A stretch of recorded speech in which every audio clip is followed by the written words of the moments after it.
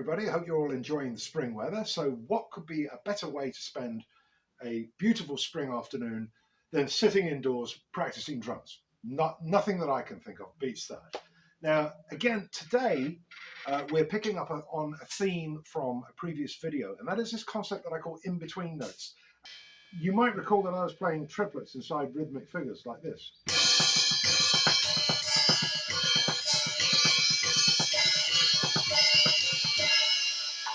And being really aware of how many notes there were between the cymbal crashes and the phrasing that I'm using there, and what stickings I would need if I wanted to go from a right crash to a left crash and so on. Here's something that breaks that down into a slightly simpler form. What I'm going to do is I'm going to take a very basic, not syncopated phrase in strict rhythm, and I'm just going to do double strokes on the crash cymbals like this. 1, 2.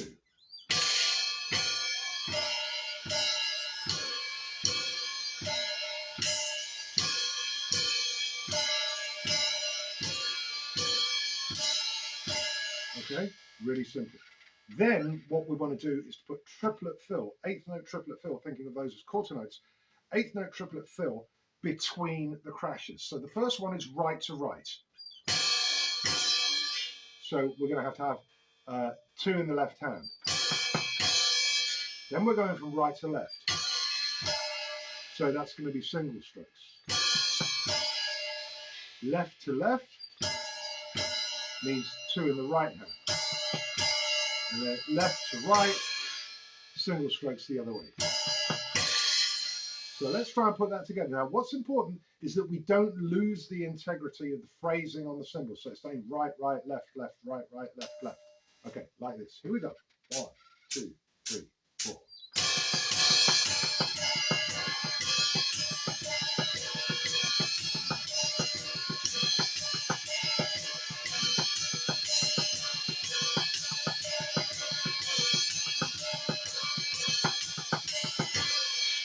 Keep all the other things in our method in your mind. Think about the whole hand fulcrum. What part of the hand is going to be making the crash?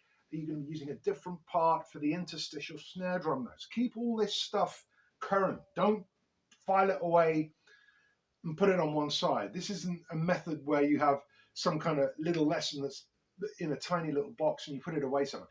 All of the things I talk about in these videos are all connected.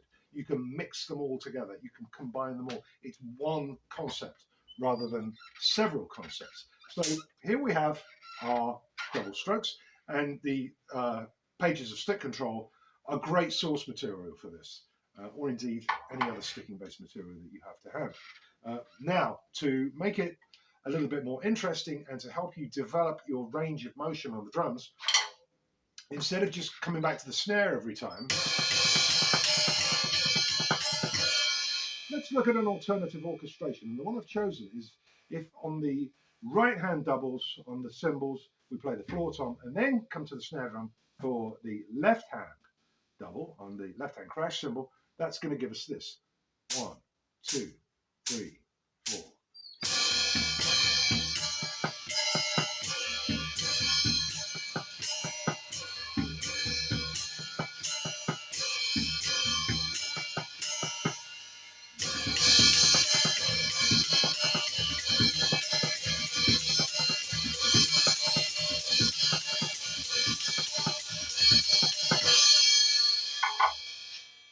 So if you know my orchestration system, and you can do this kind of intuitively, you don't need the underlying logic and knowledge to do this, but if you've got that, you can do so much more with it.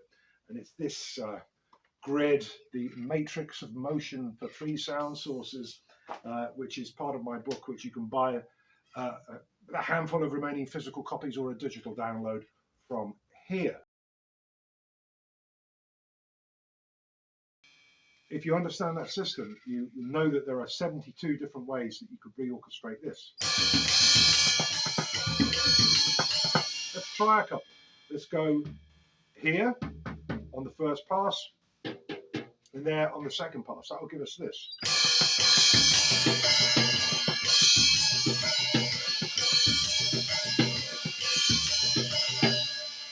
Another one you could use perhaps would be here on the first pass and here on the second. So this is bringing in all the ideas about oblique, contrary, and parallel motion that we were talking about really quite recently. So let's try one more of these. So as I say, here on the right lead, here on the left lead. 1, 2.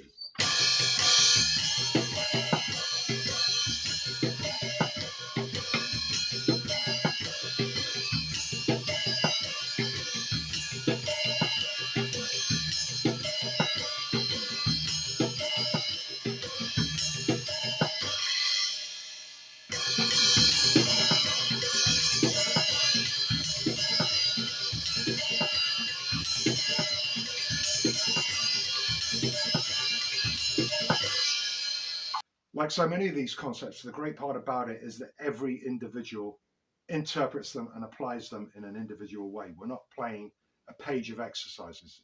You have all the creative tools. They're in the old videos. There'll be some more videos that are coming up so that you can express yourself and really aspire to greatness. So with that thought in mind, I'll see you next time. Bye for now.